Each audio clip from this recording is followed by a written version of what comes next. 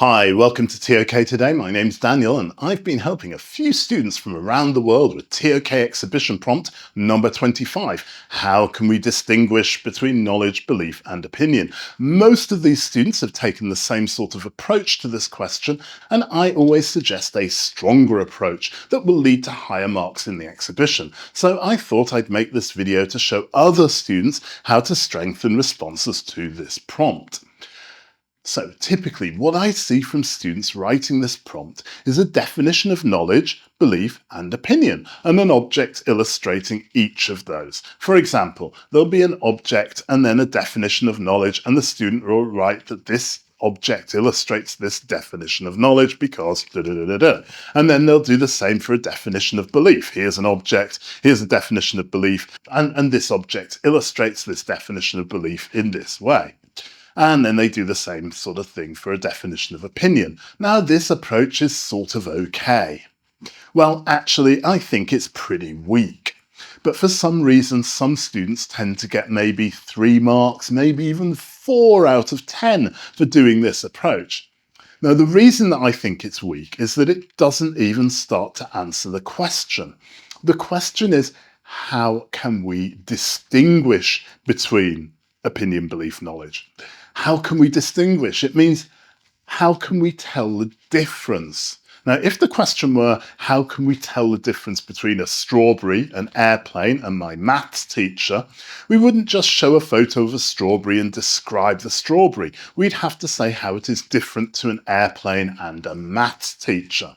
There would need to be some comparative analysis, and a little comparative analysis in your answer may get you to 5, possibly 6 marks. So how can you do better than 5 out of 6? Well, you can start to think about the 4 pillars of ToK.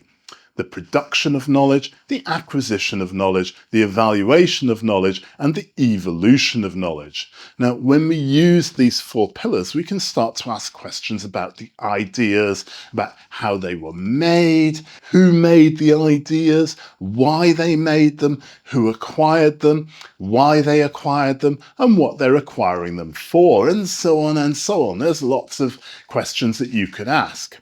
Now, we're about halfway through this video, and if this is useful, then please press like, and if it's not useful, please press like because you're feeling generous, and if you're feeling super generous and you want to make someone happy, then please press subscribe. Thank you. Now, I always recommend writing 3 knowledge arguments before you choose the object. Arguments before object. This is not the only way to do the exhibition, nor is it the way that IB recommends doing the exhibition, but it's a proven way to access the higher marking bands. And if you want to know more about that, then check out the video above or linked in the video description. So first up, we need 3 knowledge arguments that directly answer the prompt. And I'll give you 3 examples of knowledge arguments. These are different arguments to the arguments that I use in the book Every ToK Exhibition Prompt Explained, link in the video description. Of course, these are just examples of the sorts of knowledge arguments that you can develop, and I'm just trying to give you some ideas here. So the first knowledge argument that I will use is the way in which an idea is constructed is a means by which we can distinguish it as knowledge, belief or opinion. An idea may not quite be the correct word here. It's meant to refer to the cognitive event before it is classified as knowledge, belief or opinion. The important thing here is that we're using its construction as the way in which we can tell whether it's knowledge, belief or opinion. And I'll come back to this later and I'll tell you what object I'd choose for this knowledge argument and why later. Now, the second knowledge argument that I'll use is the ways in which the idea is used is the means by which we can distinguish between knowledge, belief and opinion. Again, I'll come back to this later and tell you what object I'd choose for this knowledge argument and why later on. The final knowledge argument that I would use for this prompt is the application of existing knowledge frameworks is a means by which we can distinguish between knowledge, belief, and opinion. Now, looking at these three examples of three knowledge arguments, you can see how you can develop more ToK relevant arguments than just defining the three words and giving examples of those three definitions. And when writing your knowledge arguments, go back to the four pillars of ToK: the construction of knowledge, the acquisition of knowledge, the evaluation of knowledge, and the evolution of knowledge. So, for example, under the evaluation of knowledge, you can devise questions about the strengths and weaknesses of knowledge, such as knowledge is subject to a higher level of testing by a knowledge community than beliefs or opinions, and so on and so on. There are gazillions of knowledge questions that you could develop for this prompt. So let's now have a look at the objects that I've chosen for my three knowledge arguments. Knowledge argument one is the way in which an idea is constructed as a means by which we can distinguish between knowledge, belief, and opinion. So for this knowledge argument, I'm interested in an object that is defined by its construction. Ideally, I'd have an object that was thought to be one thing because of its construction, and then it was thought to be something else because its construction changed. And the object I chose is this painting. It's known as the Salvator Mundi. Now, for 300 years, this painting was thought to be painted by a follower of Leonardo da Vinci. As such, it was believed to be painted by someone who wanted to paint like Leonardo da Vinci. However, the application of art historical analysis and scientific techniques in 2005 established that the painting was painted by Leonardo da Vinci himself. Therefore, because of the way in which the idea or the thought was constructed, we've been able to tell the difference between a belief, maybe this was painted by a follower of Leonardo da Vinci, and now we've been able to construct it as knowledge, or we've distinguished it as knowledge. We know this was painted by Leonardo da Vinci. Okay, the second knowledge argument is the ways in which the idea is used is a means by which we can distinguish between knowledge, belief, and opinion. So I need to find an object that is centrally concerned with using ideas in different ways, and ideally one that uses knowledge, belief, and opinions in different ways. And this immediately made me think about academic referencing and academic integrity. When you write your extended essay, you learn that it is super important to distinguish between knowledge, belief, and opinion. And you make this distinction using academic referencing.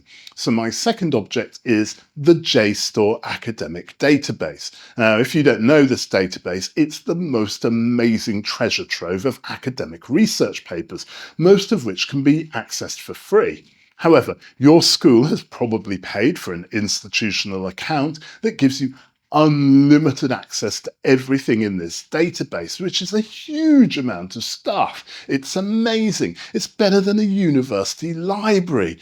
So just see your school librarian or your DP coordinator to get access to it. Now, back to the ToK.